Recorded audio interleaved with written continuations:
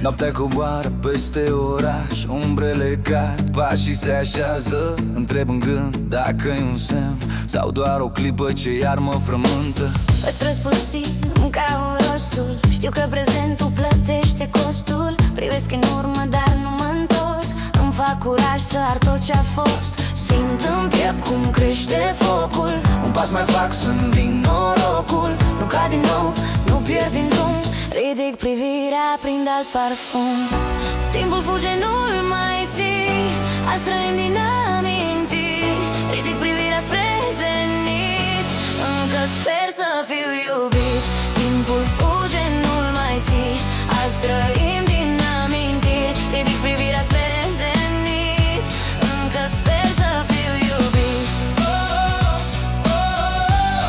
Ridică-te iar, arde în zadar. Întrebători mă apasă tare. În suflet plouă, dar soare apare. Din răni adânci se nasc povești. Nu uiți durerea, dar crești, crești, crești. Simt în piept cum crește focul. Un pas mai fac să-mi vin norocul. Nu cad din nou, nu pierd din drum. Ridic privirea, prind alt parfum. Timpul fuge, nu-l mai ții. Azi trăim din amintiri.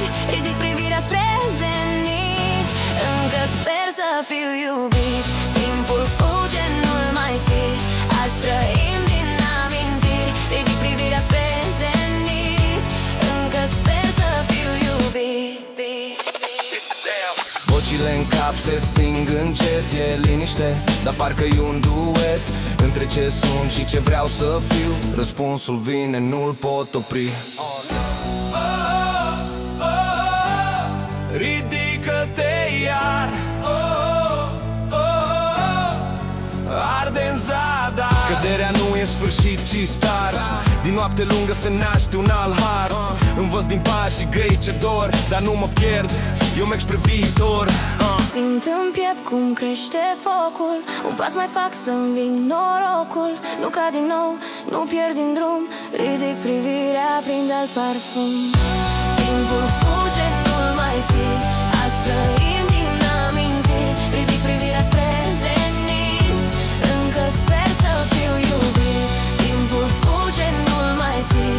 Azi trăim din amintiri. Ridic privirea spre zenit.